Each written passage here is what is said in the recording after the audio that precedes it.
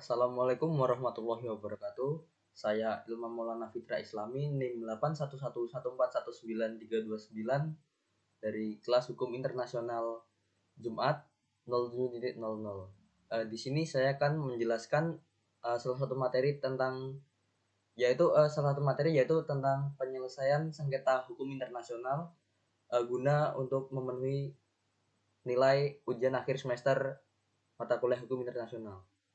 Jadi sengketa internasional dapat dikatakan merupakan salah satu alat atau sisi dalam hubungan internasional.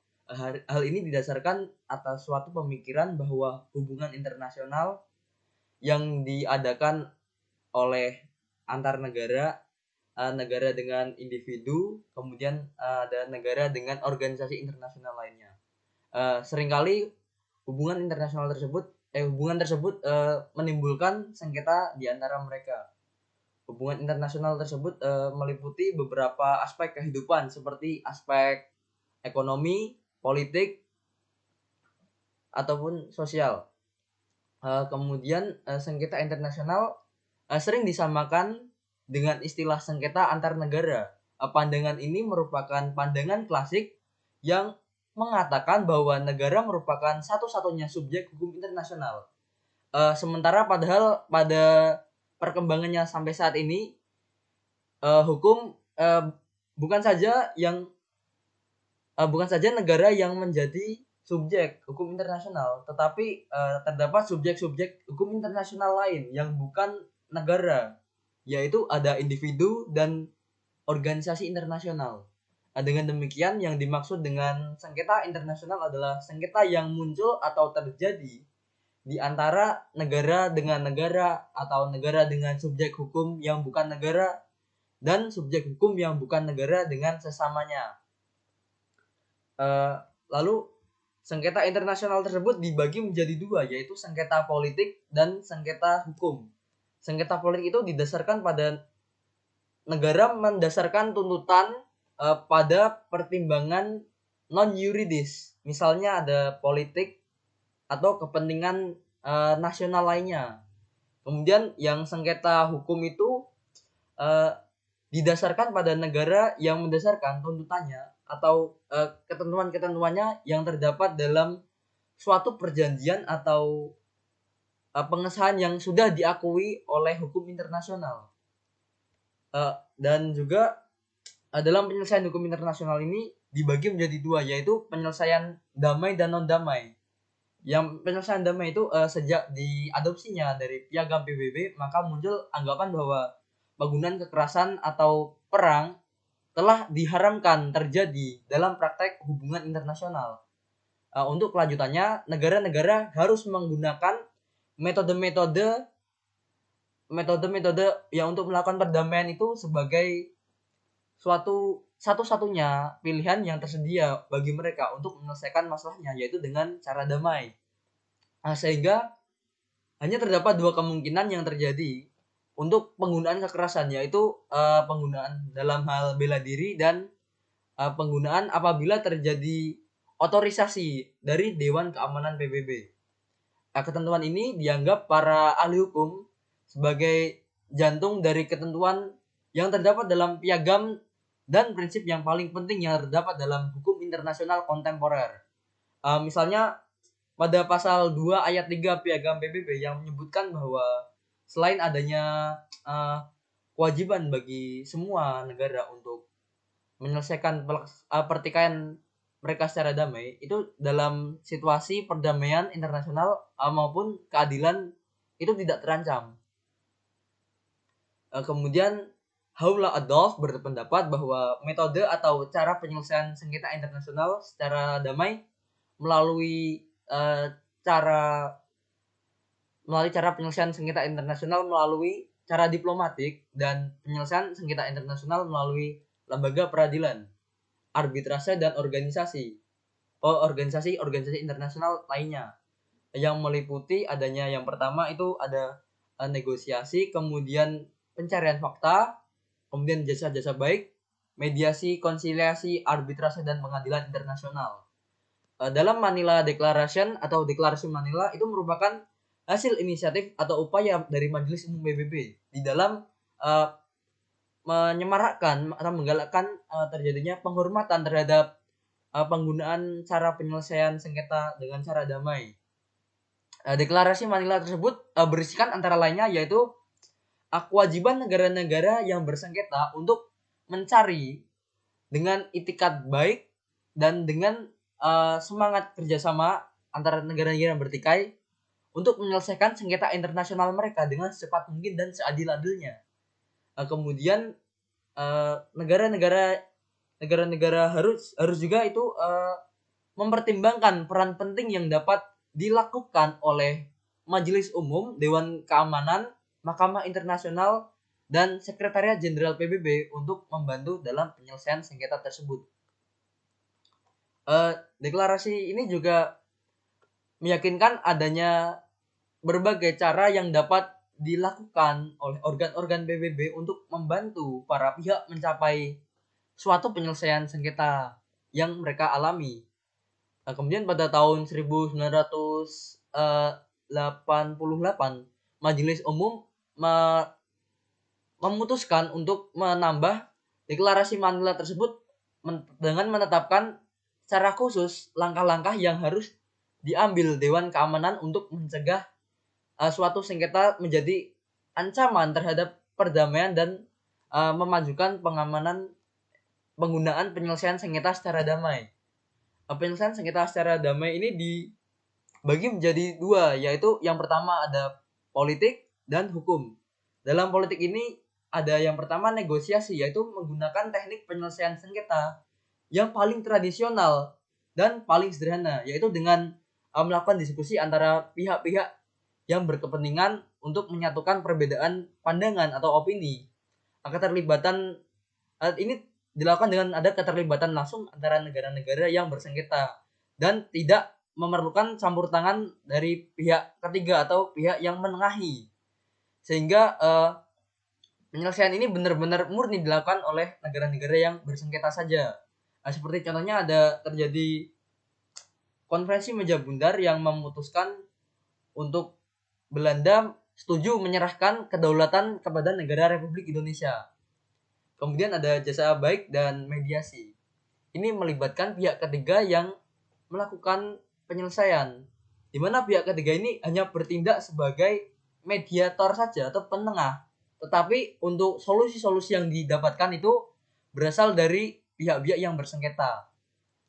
Seperti contohnya ada saat Presiden Jimmy Carter dalam upayanya menyelesaikan sengketa antara Arab dan Israel, di mana ia berhasil mempertemukan Presiden Anwar Sadat, yaitu Presiden Mesir, dengan Perdana Menteri Israel yaitu Menachem Begin untuk berunding di Amerika Serikat pada 5 September 1978 yang dikenal dengan peristiwa Camp David Accord, di mana di sini Presiden Jimmy Carter hanya bertindak sebagai penengah saja.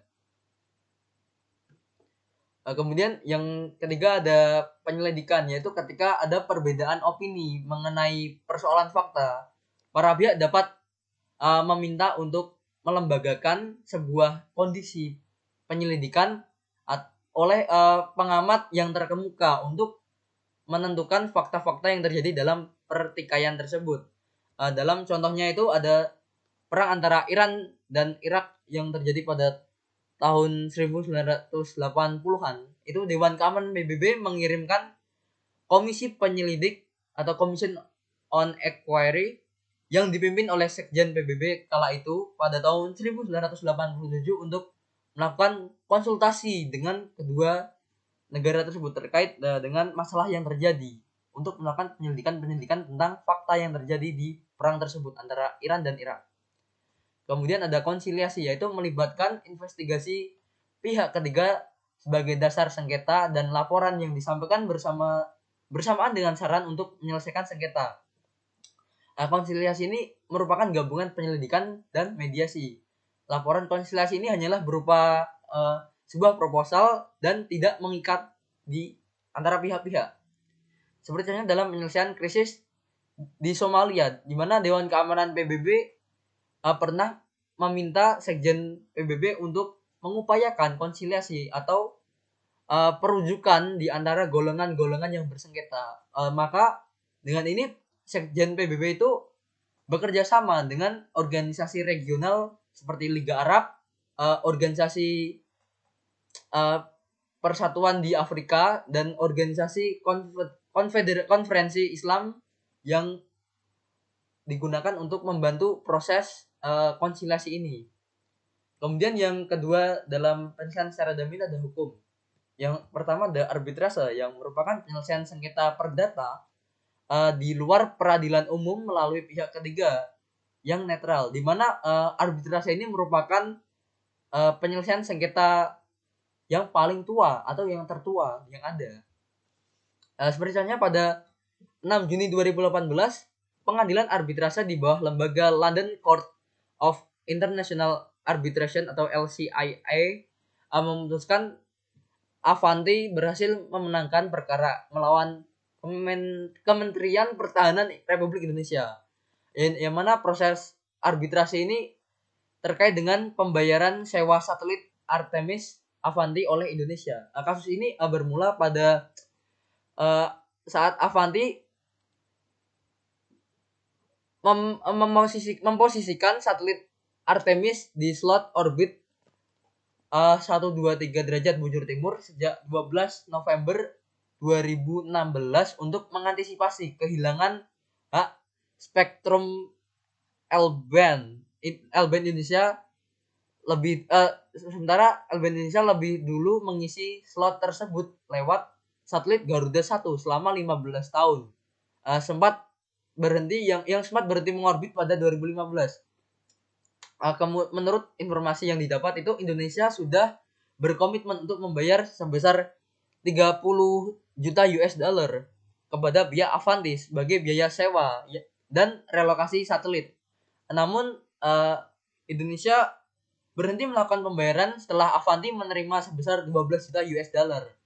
Dan yang kemudian pada Agustus 2017 pihak Avanti menggugat Indonesia melalui jalur arbitrase dan resmi mematikan Artemis pada November 2017. Berdasarkan gugatan tersebut, Indonesia melalui Kementerian Pertahanan wajib membayarkan kerugian yang dialami oleh Avanti sebesar 20,075 juta US dollar yang harus lambat-lambatnya dibayarkan pada 31 Juli 2018.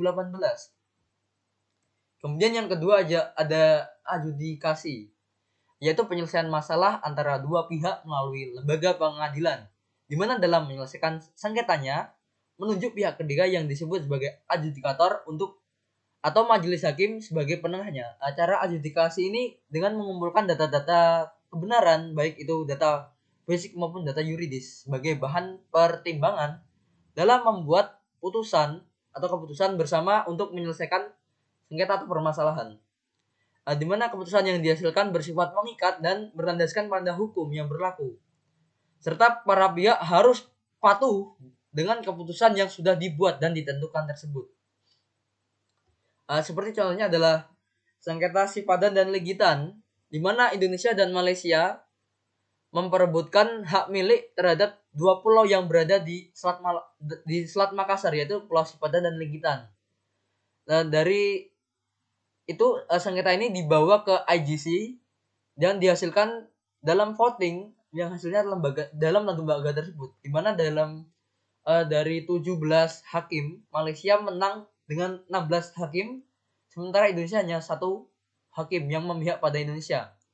15-nya yang dari jumlah tersebut 15 diantaranya adalah hakim tetap dalam Mahkamah Internasional dan 1 orang dari pihak Indonesia dan 1 orang dari pihak Malaysia. Kemudian ada juga penyelesaian sengketa secara non-damai, yaitu dijelaskan menurut F. Sugeng Istanto bahwa pertikaian bersenjata atau perang adalah pertentangan yang disertai penggunaan kekerasan oleh angkatan bersenjata dari masing-masing pihak dengan tujuan untuk menundukkan atau menindas lawan dan menetapkan persyaratan perdamaian secara sepihak. Sementara menurut J.G. Stark, keseluruhan tujuan dari perang ini untuk menaklukkan negara lawan, untuk memberlakukan syarat-syarat penyelesaian di mana negara yang ditaklukkan tersebut tidak memiliki alternatif dalam melakukan sebuah penyelesaian. Dalam penyelesaian secara sebuah ini ada yang pertama ada retorsi, yang mana menurut J.G. Stark, retorsi merupakan sebuah istilah teknis untuk pembalasan dendam oleh suatu negara terhadap tindakan-tindakan tidak pantas yang dilakukan oleh negara-negara lain. Balas dendam tersebut dilakukan dengan bentuk melakukan tindakan-tindakan sah yang tidak bersahabat di dalam konferensi negara, yang mana yang kehormatannya ditindas tadi, yang mana dalam dalam pelaksananya itu misal merenggangkan hubungan-hubungan diplomatik antara negara, lalu pencabutan privilege yang dimiliki oleh diplomatik, kemudian penarikan diri dari konferensi fiskal maupun bea yang dilakukan di dunia. Seperti halnya adalah di mana Republik Rakyat Tiongkok yang menolak mengakui berdirinya negara Taiwan akibat dari konflik perang saudara berkepanjangan di Cina yang terjadi, sehingga Republik Rakyat Tiongkok menolak untuk mengakui berdirinya negara Taiwan. Kemudian ada reprisal atau tindakan-tindakan pembalasan atau pembalasan dendam. Menurut Richard B. Lilich ini, reprisal atau pembalasan dendam adalah metode-metode yang dipakai oleh negara-negara untuk mengupayakan diperolehnya ganti rugi dari negara-negara lain dengan melakukan tindakan-tindakan yang sifatnya pembalasan. Seperti contohnya yang mana pihak sekutu yang meminta ganti rugi dari Jerman secara paksa setelah terjadinya Perang Dunia Pertama, yaitu pada tahun 1919. Kemudian ada blokade damai, yaitu istilah blokade damai ini merupakan suatu pengepungan wilayah. Misalnya suatu negara atau kelompok mengepung suatu kota atau pelabuhan atau daerah bandara dengan tujuan untuk memutus hubungan-hubungan dari wilayah tersebut dengan pihak luar. Ada dua macam blokade, yaitu blokade pada masa perang dan blokade dengan cara damai. Untuk blokade secara damai ini ada contohnya, yaitu ketika Perancis, Inggris dan Rusia melakukan blokade kepada daerah pesisir yang dikuasai oleh Turki dengan tujuan membantu pemberontakan yang dilakukan oleh Yunani pada tahun 1827. Kemudian ada intervensi, yaitu melakukan sebuah istilah dalam dunia politik di mana ada negara yang mencampuri urusan negara lain, sedangkan itu hal tersebut bukan merupakan dari kewenangannya, yang dalam campur tangan ini dapat berupa urusan politik, ekonomi, sosial maupun budaya. Seperti contohnya ketika intervensi dari PBB dan beberapa negara NATO seperti Prancis, Amerika Serikat, dan Inggris yang dilakukan kepada Libya dengan tujuan untuk menggulingkan kekuasaan Presiden Muammar Gaddafi, yang mereka anggap ini Muammar Gaddafi merupakan diktator, padahal sebelumnya di Libya tersendiri adalah merupakan negara yang kaya dan dapat meredam terjadinya demonstrasi di umum di wilayah tersebut, di daerah negara Libya tersebut. Kemudian yang kelima atau cara terakhir ini ada cara perang, di mana permusuhan antara negara-negara atau dua belah pihak negara yang didasarkan tentang faktor-faktor tertentu, di mana contohnya ini ada peperangan yang terjadi antara negara Nigeria dengan kelompok Boko Haram, di mana kelompok Boko Haram ini memaksakan berdirinya atau adanya syariat Islam di negara Nigeria dengan melakukan serangkaian penyergapan atau penyerangan yang pertama itu menewaskan puluhan petugas polisi pada tahun 2009. Kemudian negara Nigeria membalasnya dengan melakukan operasi militer yang kemudian menewaskan sekitar 700 lebih anggota Boko Haram, yang kemudian atas tindakan-tindakan ini pada 2010 hingga tahun-tahun selanjutnya terjadi peperangan antara negara Nigeria dengan Boko Haram yang diawali dengan kelompok Boko Haram ini melakukan penyerangan terlebih dahulu kepada kelompok polisi yang kemudian dibalas oleh pemerintah Nigeria melalui operasi militer yang menewaskan lebih dari 700 kelompok Boko Haram. Jadi sekian yang dapat saya jelaskan terkait tentang penyelesaian sengketa internasional dalam hukum internasional. Kurang lebihnya mohon maaf. Wassalamualaikum warahmatullahi wabarakatuh. Terima kasih, tetap sehat selalu.